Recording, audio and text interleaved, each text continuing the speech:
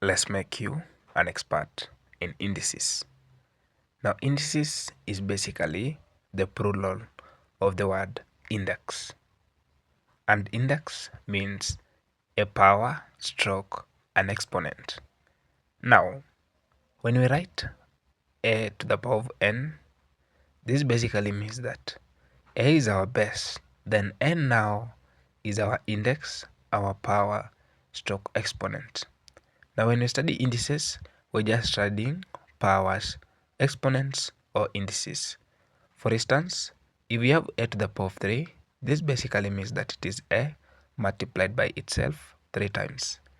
2 to the power of 4 means 2 multiplied by itself 4 times. Now, having gone through that basic introduction, let us go ahead and look at now the laws of indices.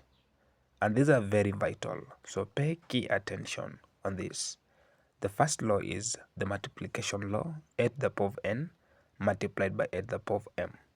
For instance, if we have a to the power of 2 times a to the power of 3, this basically means that a to the power of 2 is a 2 times, then a to the power of 3 is multiplication of itself 3 times.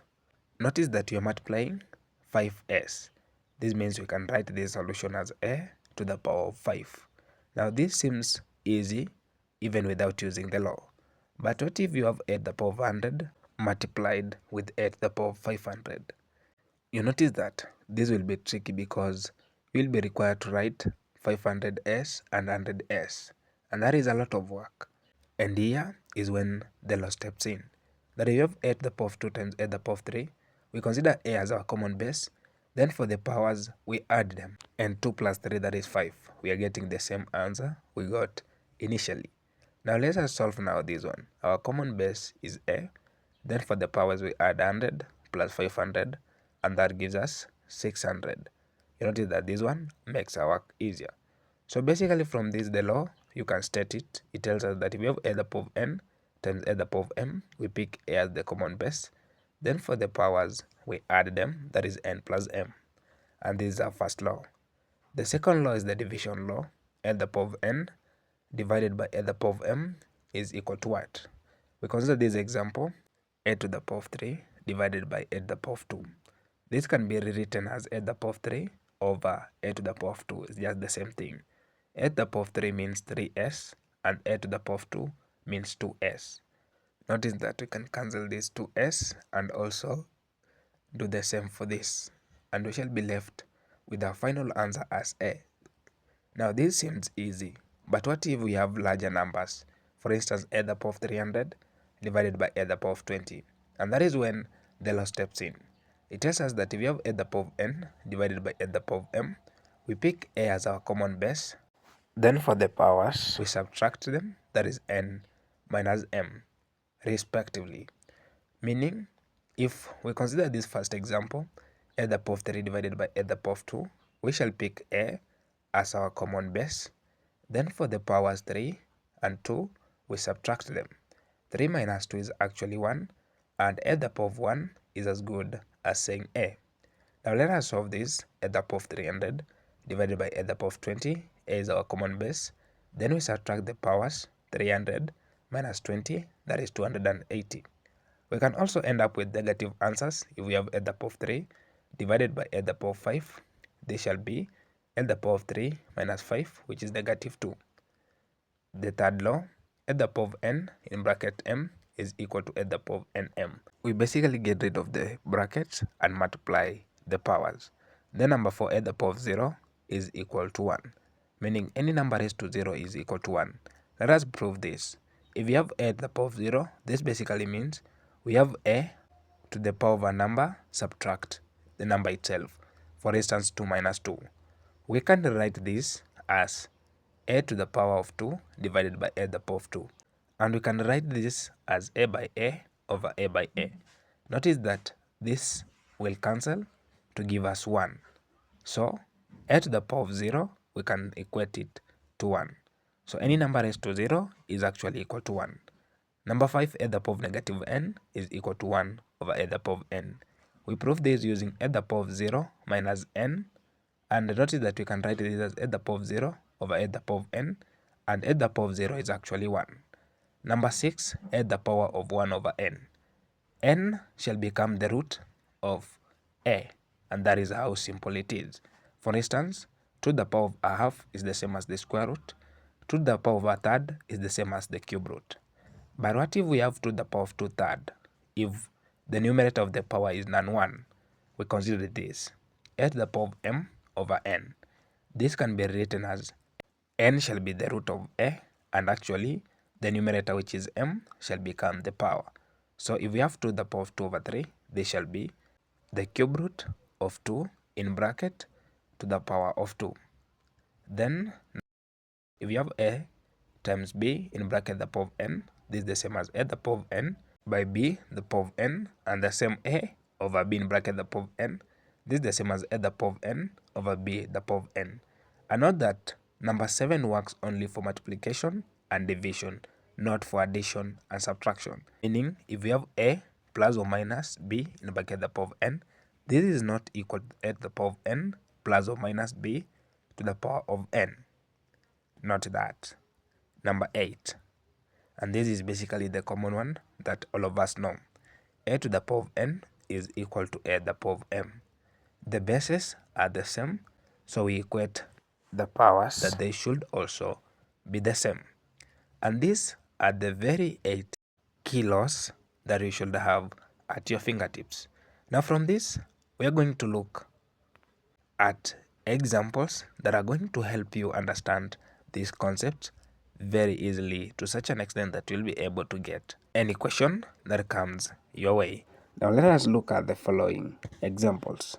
And by the way, example 8, 9, and 10 will be your exercise after understanding these 7 examples. So let us look at example 1.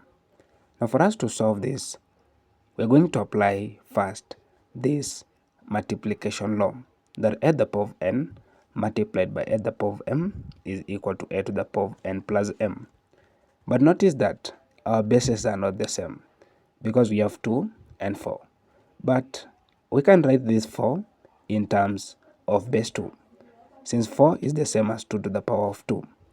Then notice that our 4 had a power 2, it was squared, meaning when we bring this 2 here, we shall have also to add it at this point. Then we know of this law that tells us that if we have a to the power of n in bracket the power of m, we basically multiply the powers and get rid of the bracket. So this shall be 2 by 2, and that is 4. Then notice that for the numerator, the bases now are the same. So we can apply a to the power of n times a to the power of m is equal to a to the power of n plus m, and we shall have 2 to the power of 3 plus 4, and that is 7. Then 8 is the same as 2 by 2 by 2. And we have 3 2's, so this can be rewritten as 2 to the power of 3. Then you notice that this is basically division. So we can write this as 2 to the power of 7 with a division sign, 2 to the power of 3. Then from here, we shall go ahead and apply this law, that if we have a to the power of n divided by a to the power of m, this is basically the same as a to the power of n minus m. So we can subtract the powers, that is 7 minus 3, and that gives us 2 to the power of 4. And 2 to the power of 4 is basically 16. Hence, our solution to this problem is 16. Example 2. 27 to the power of 2 over 3 times 16 to the power of a half divided by 2 to the power of 3. Now we are going to apply this law. A to the power of n over m is basically the same as the mth root of a in bracket the power of n. The denominator of the power will always become the root. Then the numerator will become the power. Now then, 27 to the power 2 over 3 shall be the cube root of 27. Then the whole of it shall be to the power of 2. Then notice that the cube root of 27 is actually 3. So this shall be in bracket 3 to the power of 2. Now we can get rid of the brackets so that we have this as 3 squared, and 3 squared is basically 9. Then also we can do the same for 16 to the power of half. Half is basically the square root if it is a power, and the square root of 16 is actually 4. So we have this as 9 times 4 divided by 2 to the power of 3. Then we can also write 4 as 2 to the power of 2, and since we have common bases, that is 2 and 2, we can write this as 9 times 2 to the power of 2, then with a division sign, 2 to the power of 3. Now notice that 2 and 2 are actually the same bases, and if we have a to the power of n divided by a to the power of m, we can pick a as the common base, then we subtract the powers. So this shall be 2 minus 3, and 2 minus 3 is actually negative 1. Now if we want to get rid of this negative power, we can write this as a fraction. So this shall be over 2 to the power of 1. The negative disappears. Now then 9 divided by 2 is actually 4.5. And hence this is the solution to our problem. Example 3. 2 to the power of x plus 1 is equal to 16. For this problem we need to solve for the value of x. Now the first step to solve this is to consider this number 16. Notice that 16 is actually a multiple of 2, meaning we can write it to base 2, and that is actually 2 to the power of 4. From the laws of indices, we've seen that if we have a to the power of n being equal to a to the power of m, since the bases are the same, then the power should also be the same, that is n should be equal to m, meaning for our case, x plus 1 should be equal to 4. We take 1 to the right and it shall be negative, so that x is equal to 4 minus 1, and that gives us the value of x as 3. And there is the solution to this problem. Example 4. 2 to the power of 3x minus 2 multiplied by 8 to the power of x is equal to 4 to the power of x plus 1. For this, we also need to solve for the value of x. Now, for our first step is to ensure we have common bases. And the first number we consider is this 8. 8 can be rewritten as 2 to the power of 3, and 4 can be rewritten as 2 to the power of 2. Then we can multiply these powers, 3 and x. We can also do the same for this one. 2, we distribute it to x plus 1, and that gives us 2x plus 2. Now then for the left, you notice that we can apply the multiplication law. That is, we basically add the powers. That is 3x minus 2 plus 3x. And 3x plus 3x is actually 6x. So we have 2 to the power of 6x minus 2 being equal to 2 to the power of 2x plus 2. Now since the bases are the same, the power should also be the same. So we shall have 6x minus 2 being equal to 2x plus 2. Then we shall collect the like terms, that is 6x minus 2x is equal to 2 plus 2. 6x minus 2x, that is 4x, and 2 plus 2, that is 4. To get x, we divide both sides by 4, and that gives us the value of x as 1. Example 5. 27 to the power of x plus 3 to the power of 3x plus 1 is equal to 108. For this, we also need to solve for the value of x. So the first thing, we write 27 as 3 to the power of 3. Then we multiply these powers to get rid of the bracket, and that gives us 3x. Now notice that we can't rewrite 108 to base 3. So what we do then is to rewrite 3 to the power of 3x plus 1 as 3 to the power of 3x multiplied by 3 to the power of 1. Then in this part, you notice that 3 to the power of 3x is common. So we factor it out, and we shall have 3 to the power of 3x in bracket 1 plus 3. And 1 plus 3 is actually 4. To get rid of this 4 on the left, we shall divide both sides by 4. And notice that for the left, this 2 will disappear, or will cancel each other to give us 1. And 108 divided by 4 is actually 27.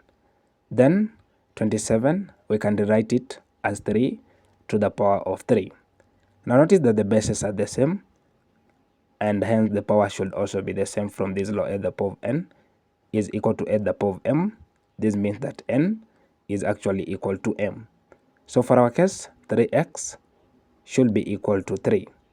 To get x, we divide both sides by 3, and notice that we get the value of x as 1. Example number 6. The cube root of 9 to the power of 4 is equal to 3 to the power of n.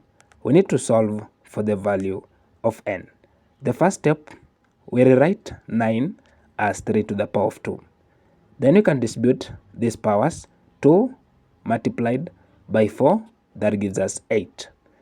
Now then, we know that if we have a to the power of a third is the same as the cube root of a.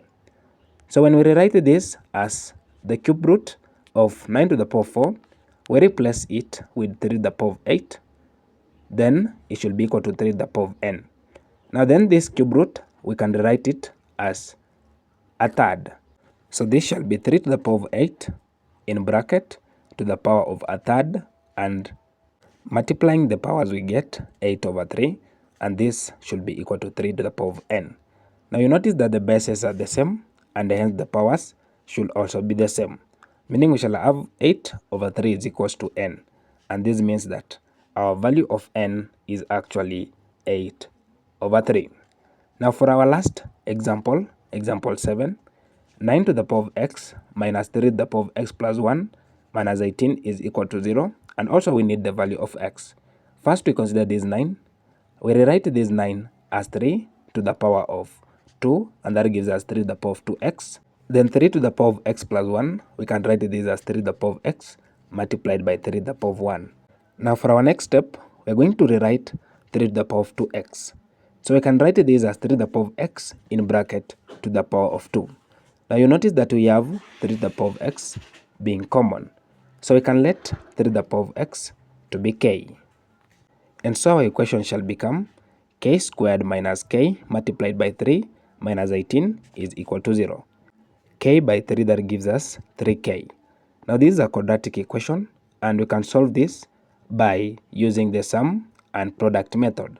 Our product is negative 18 and our sum is negative 3. Two numbers are negative 6 and 3. So this means we shall have this as k minus 6, k plus 3 is equal to 0. And we can equate each bracket to 0 separately. For this first case, k minus 6 is equal to 0. We shall get the value of k as 6.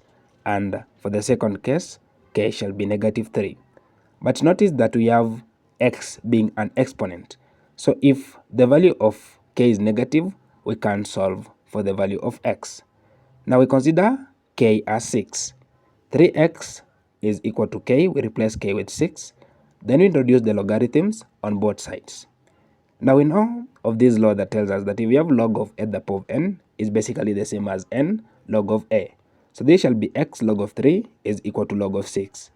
To get rid of log of 3 on the left, we divide both sides by log of 3. And notice that these two will cancel, and we shall get x as log of 6 divided by the log of 3. Now then 6 is the same as 3 multiplied by 2. And we can apply this law that the log of a by b is the same as the log of a plus the log of b. So applying this to our numerator, we shall have the log of 3 plus the log of 2. Then we divide each number by the log of 3 separately, and we have this. Then log of 3 and log of 3 can cancel to give us 1. So x shall be equal to 1 plus log 2 over log 3.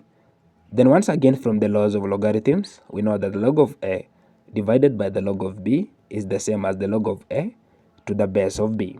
So the log of 2 divided by the log of 3 shall be the log of 2 to the base of 3. And this is basically our final answer for x. Now having seen how these examples can be solved, you can go ahead and give a try these 3 problems by applying the same concept we've used to solve the previous problems. Feel free to give them a try and share with us your answers in the comment section. Don't forget to like this video and subscribe to our channel for more interesting educational concepts. Thank you for watching this video.